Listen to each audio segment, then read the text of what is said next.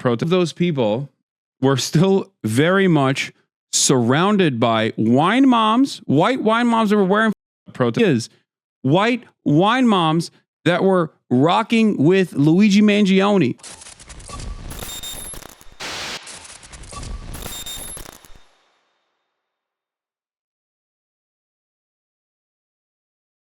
Serves the economy as well. Anyway, we're moving on to the mass protests that have taken place.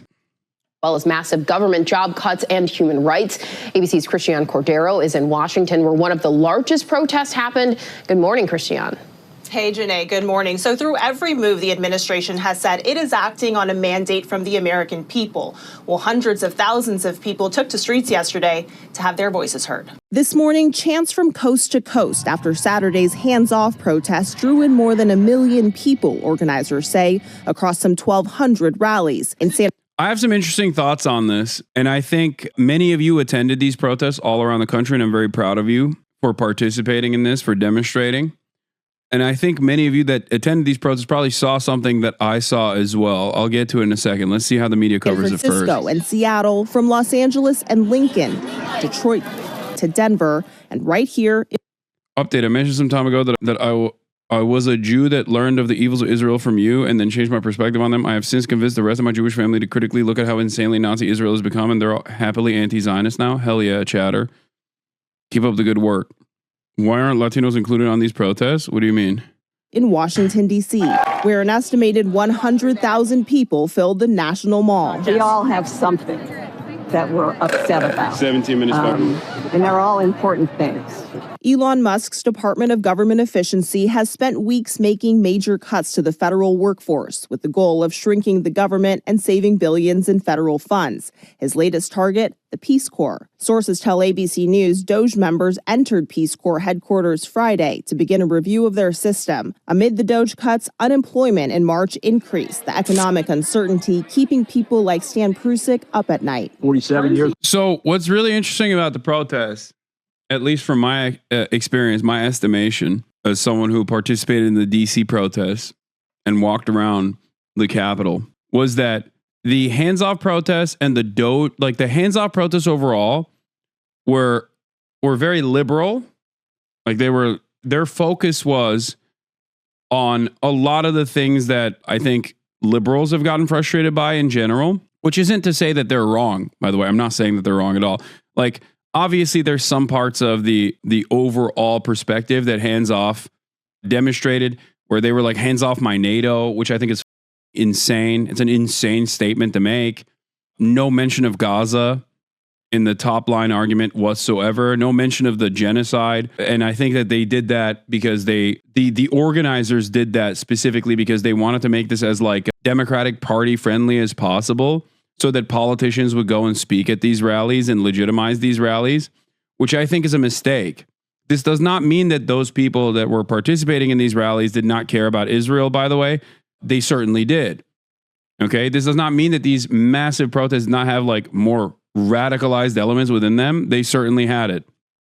However, the one thing that I noticed was that these protests in the DC, at least, the liberal protests that were happening, the hands-off protests that were happening, were side by side with the anti-Israel protests that took place that I spoke at. And the pro-Palestinian protest that I spoke at was significantly younger and much more diverse. Whereas the hands-off rallies were, the participants of the hands-off rallies were a lot older and mostly white. Now, once again, I'm not saying that those guys don't have an opinion on Gaza. I'm sure they do. And plenty of them were even, wearing keffiyehs. And what's interesting to me is that the convergence of both of these issues could create mass popular momentum, because it would rebuild the Democratic coalition with the demographics that actually support historically the Democratic Party. But that would require the Democratic Party to change its narrative on Israel, or its reluctance to ever criticize Israel. Just something that I saw that I found to be interesting. 47 years of savings. And, I just started Social Security, and, I'd like to enjoy, it's time to me to enjoy life. The protest, a stern message to lawmakers across party lines. We are standing up and saying in this moment we will organize and mobilize, and we are ready. 2 years, not 4. 2. I find it, I like the issues that they're talking about, by the way, I'm not undermining at all. They are very significant. Mass layoffs, Doge, anti-Elon sentiment, all of that is perfectly valid. So don't misunderstand what I'm saying.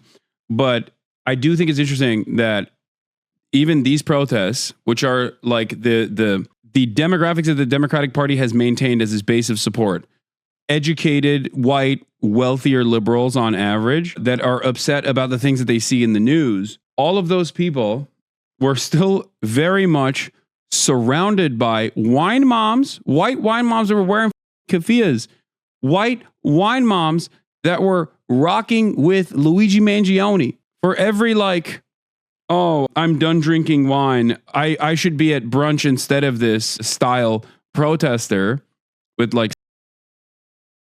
protest placards.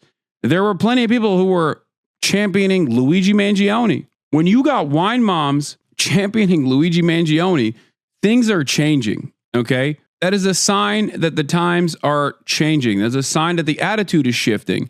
Something that I also pointed to even in the pro-Palestinian demonstration, where one of the HasanAbi's heads, who is a Jewish Voice for Peace person, okay, she had a placard where she had the red triangle inside of the Star of David. Now, that is critical support for militant resistance against the state of Israel. Jewish Voice for Peace has not been historically known for offering critical support to militant resistance against the state of Israel. So that also is a shift in the attitude. We get to decide who is in Congress. Democratic Congressman Eric Swalwell of California among those who rallied. What's the plan? We have to show fight. We have to fight on the inside as loudly as folks here are fighting on the outside. Otherwise, they'll lose hope. Now, in the slashing of the federal workforce, Health and Human Services Secretary Robert F. Kennedy Jr. said some of his department's programs would soon be reinstated after they were cut by mistake. But Kennedy is walking back previous comments about how many jobs would return, leaving that question still unclear. All right, Christian Cordero, thank you. In the shadow of the Washington Monument, a symbol of America's democracy, they gathered in protest against the president. Is this you? You're in this clip? Stand tall! Maybe. In every state! Probably not. No, we're talking about Palestine. Yeah, if you notice, look at the hands off.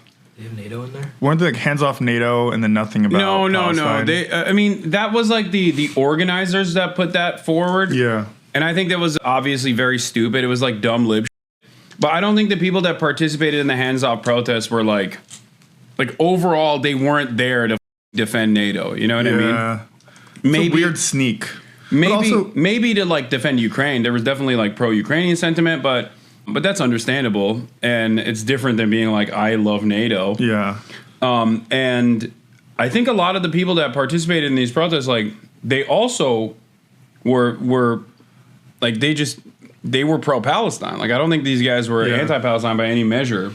It's just that the organizers deliberately carved that out. I also saw a tweet today that was like the messaging around hands off NATO. Like, isn't that what Trump's essentially doing, right? He's not even supporting any of NATO's efforts in, intervening with Ukraine. Shouldn't it be hands on NATO in that case? More NATO. More NATO? Well, hands off in that let it keep doing its thing.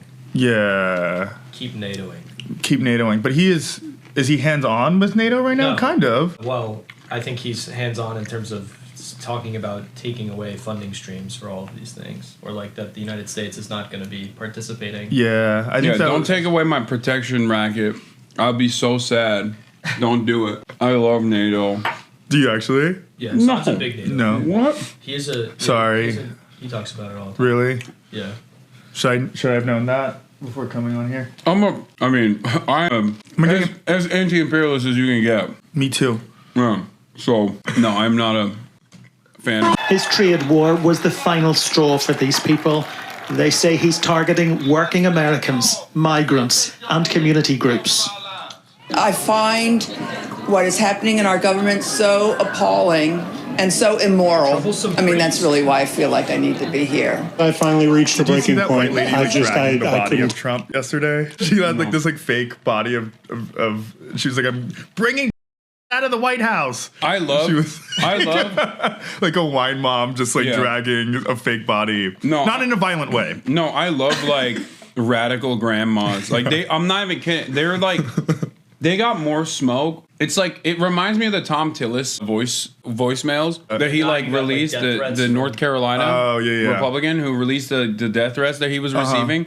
And it's like so clearly 75-year-old like veteran retirees that are like, I will find your house. This is my government name and address. Yeah.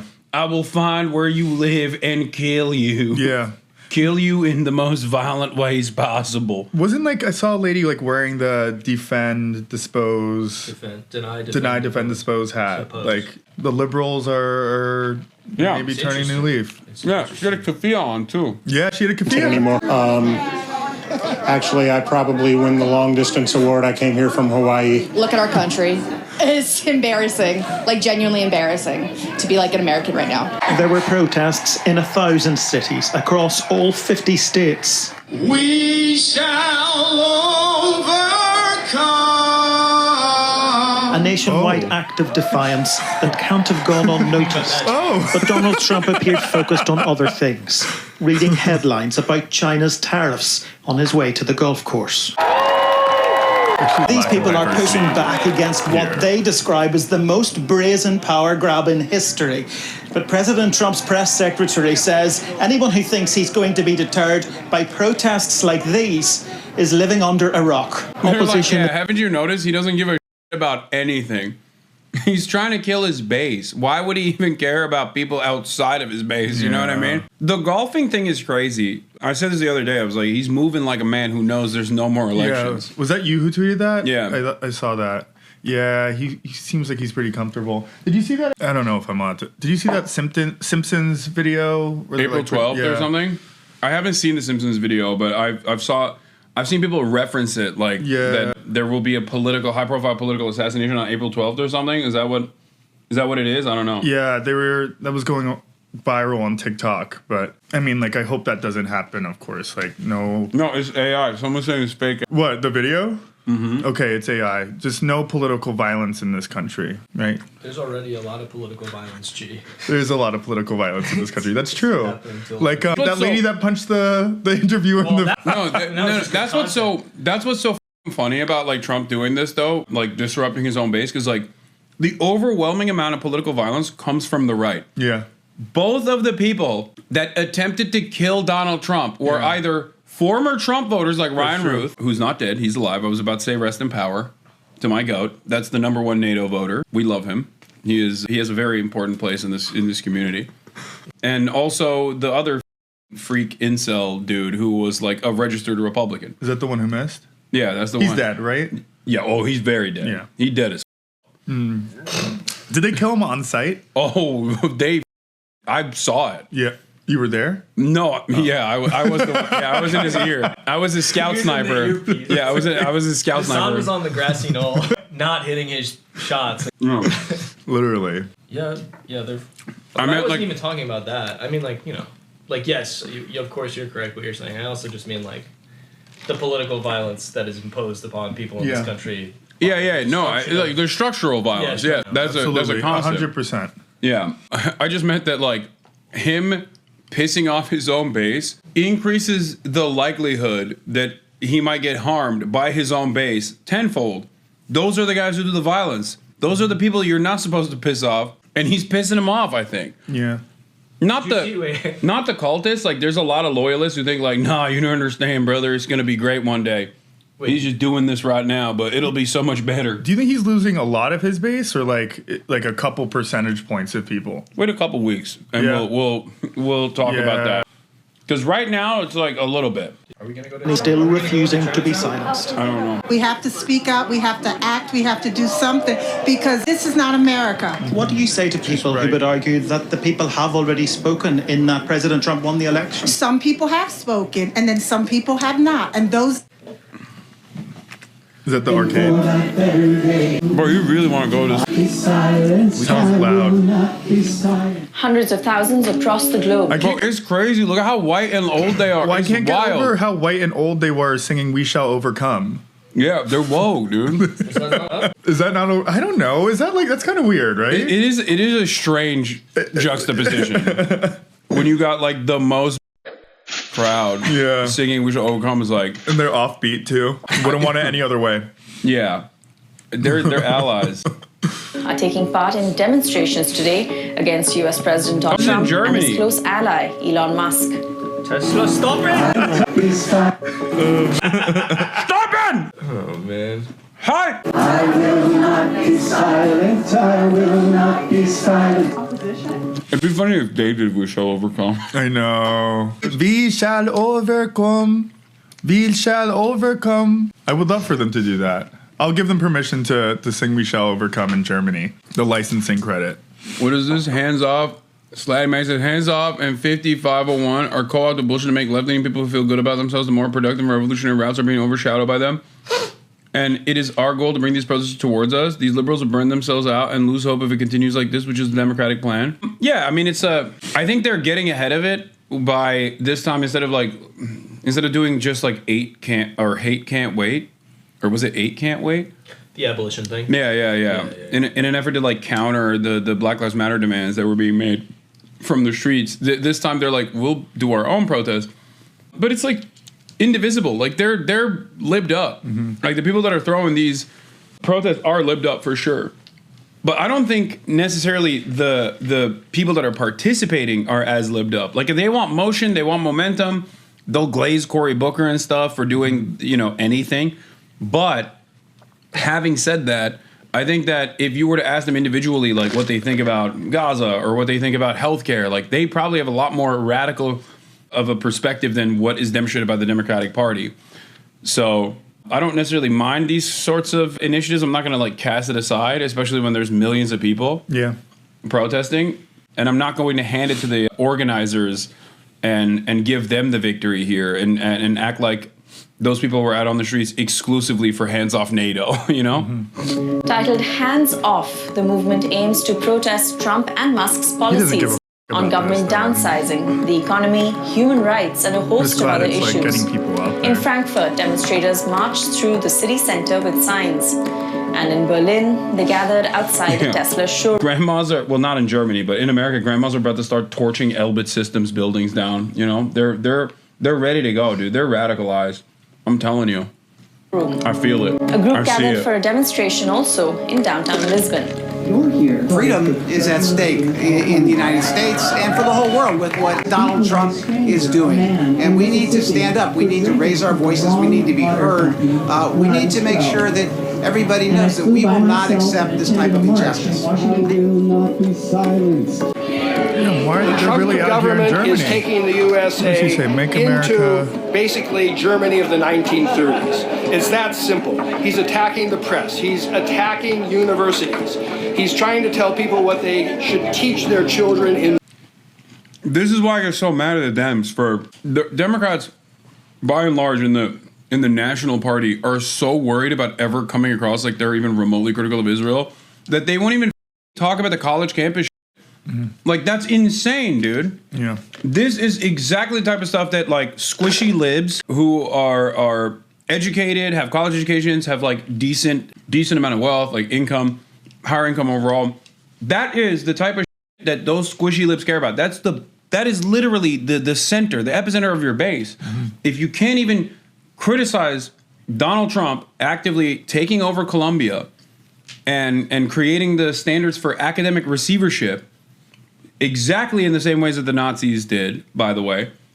If you can't even criticize that because you're so worried that it's going to come across like you're being critical of Israel or defending someone who is anti-Israel, you've lost it. You've lost the sauce. This is why they lost the election. It's so frustrating. I'm so mad at Columbia, too, for capitulating, and Harvard as well. Yeah. School. He's taking... What's your school? How do you feel about that? You going to burn your degree? Columbia? No, I'll be serious. Yeah, it's awful. I mean, I don't know if you saw, you probably didn't see the most recent. So now what they've been doing is because all the presidents have been getting like kicked out of Columbia pretty much. or like they get removed from the board. There's a new intern president, and she sent like a long email being like, "We're listening, we hear you," you know, that kind of. And the first half, I mean, it hit my inbox because I'm an alum, and like the first half of it was just talking about like anti-Semitism. And to be perfectly clear, and like everybody knows, but just like to say, like obviously there's a lot of anti-Semitism on Columbia campus coming from the student protest movement. No, it's like obviously those bad Jews. Those bad Jews need to go away. That's his statement. I'm just it's my lawyer. He told me. Go ahead. Such a piece of. I don't know. Like what the. Come on. I'm sorry. No, it's just it was. I mean, I think you've said something to this effect before, which is that Columbia basically, they stripped them of $400 million in funding. Yeah, threatened, right? No, they imposed it pretty much, right? Yeah. And they said, if you don't do A, B, C, D, you're not getting this funding back. Yeah. And that stuff included things like a federal receivership over the Middle Eastern studies and like African studies division, which means Asian studies, they would basically have someone coming in, like literally 1984 style, to like look over their curriculum, what they were teaching, everything like that. The Nazis literally did this, by the way. That's not even So they had that. They had, them incorporating new definitions of anti-Semitism, which would include things like, criticism of the state of Israel, blah, blah, blah, like all of these, hodgepodge of things. And what we've already seen, and I feel like I'm beating a dead horse because I'm sure you have said something to this effect, Hasan, but like we've already seen that they can do, Columbia University specifically, but all these universities, they can do exactly what this administration, they sent in SWAT raids, right? I mean, I was there. I was across the street when Hamilton Hall. With the SRG. Yes, I was across the street when that happened. I literally watched it happen. They had like a $4 million SWAT vehicle. Ridiculous. With probably like 40 or 50 guys fully decked out in like 60 pounds of gear, going into this place with like 19-year-old kids who are armed with like nothing. I mean, like, they even fired a shot. Well, they accidentally discharged their weapon. Yeah. Eric Adams's donors were like calling him up and asking him to like use that force. It happened within 48 hours of them taking over that building, a single building on Columbia's campus. And I'll remind people that in 1968, when the students like took over the entire campus at Columbia University, they took over the campus. Yeah. Like they had complete control over it. Yeah. And I know I'm friendly with people who were involved in it. I've been friendly with people on the opposite side. Some of my friends who have gotten arrested for doing stuff, attacking Elbit Systems in New Hampshire, who have taken a more radical approach. Like, they all have different points of view on how this stuff works. But the fact is, they cracked down super, super hard. Yeah. That still wasn't enough for this administration. Nothing is ever going to be enough for them until it's the point of, here is your curriculum. Here is what you teach to people. Here is what you think. Here's what's acceptable to say. Yeah, because it's not done to eradicate a real problem. The problem itself is completely made up. Anti-Semitism, specifically coming from the anti-Israel protests, is an entirely made up issue. It's not a real issue at all. And for that purpose, they've also tacked on a whole bunch of nonsensical, like, oh, they're stopping Jews from going to class, like whatever kind of ridiculous they were lying about. And that's it. So if there's no real problem there and you just made up that problem, it's the same parallel with immigration. If an undocumented migrant does a heinous crime on U.S. soil, they get prosecuted. Under the Biden administration, under every administration, they get prosecuted, they either get thrown in jail or they get deported. But these guys make it seem like they don't get prosecuted at all and they just roam the streets freely after doing like a or something. Yeah. And when and the reason why they do that, the reason why they make this problem up is because they want to do mass deportations. And the same thing goes for eradicating the First Amendment and stopping people from ever saying anything that's remotely critical of not just Israel, but I think the Trump administration as well.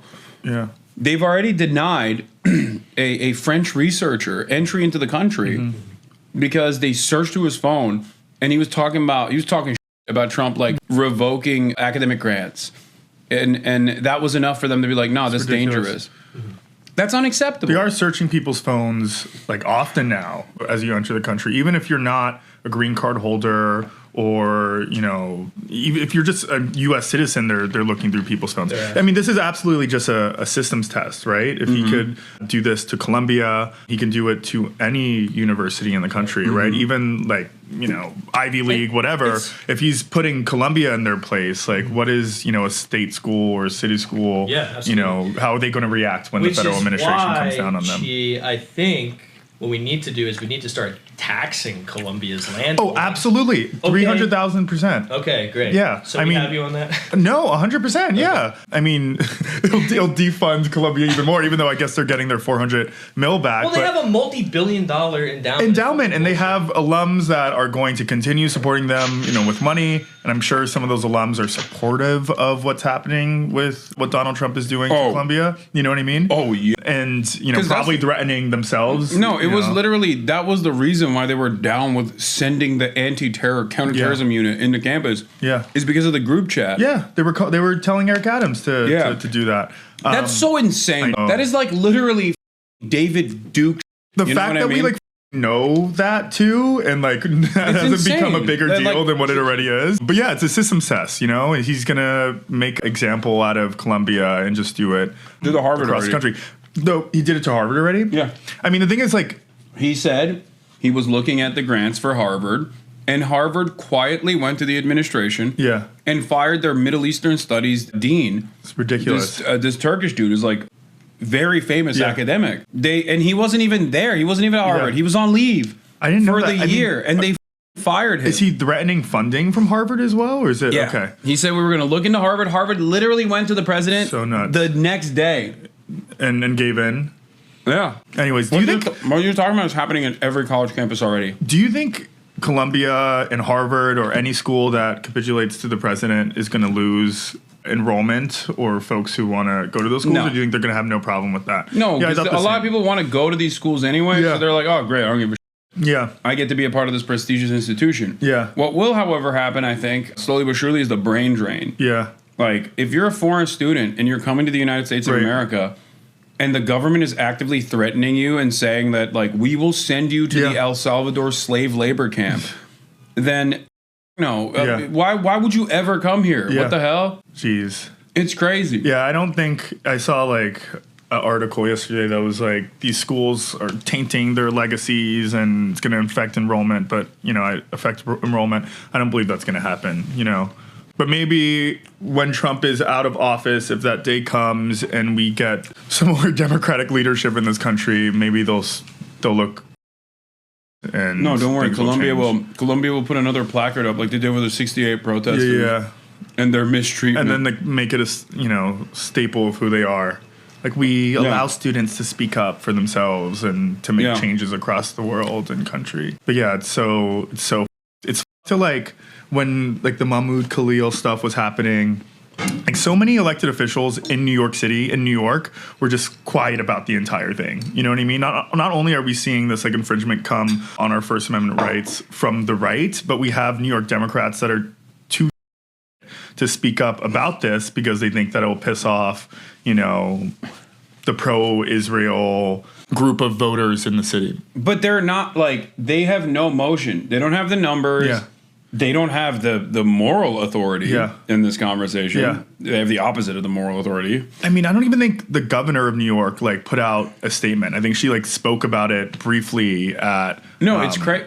Dude, Cory Booker, man. Cory Booker.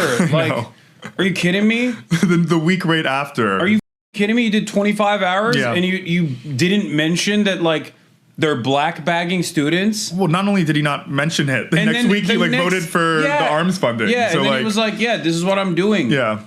I was waiting to see what the reaction of all of that would be. People were he broke a record. No, nobody gave a f because Trump also immediately dominated the news cycle because his filibuster against no bill ended and Trump imploded the global economy. Right. Well, I mean, I guess it's bad for Trump anyway. You want to know some irony? Barnard's Dining Hall has a whole ass mural in it about activism and protest and the history of activism. Yeah, that's not. I mean, that's what we're talking about. So unsurprising. That's every liberal institution in this country. That's giving land acknowledgments and then doing what they're doing. Colombia loves talking about how woke they are.